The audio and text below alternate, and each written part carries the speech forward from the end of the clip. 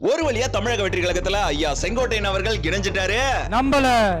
நம்ம செயல்பாட்டை நம்பி நம்மளோட சில பேர் வரலாம் இல்லையா? இது வரைக்கும் நம்ம இருந்த பூஸ்டை விட பல மடங்கு எனர்ஜி பூஸ்ட் தாங்க இப்ப கிடைச்சிருக்கு. அதுக்கான அரசியல் சூழல் உருவாகலாம் இல்லையா? எதுக்குடா இந்த அளவுக்கு பில்டப் கொடுக்குறீங்க அப்படின்னு கேட்டீங்கன்னா, அந்த அளவுக்கு அந்த பில்டப்புக்கெல்லாம் ஒருத்தவர் தாங்க கொங்கு மண்டல சிங்கம் ஐயா செங்கோட்டையன் அவர்கள்.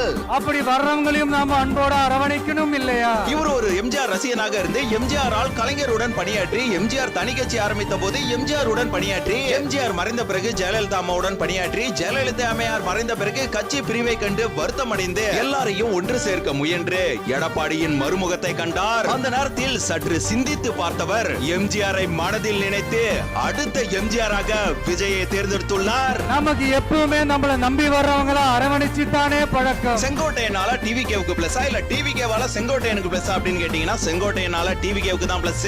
இது வரைக்கும் நம்ம கிட்ட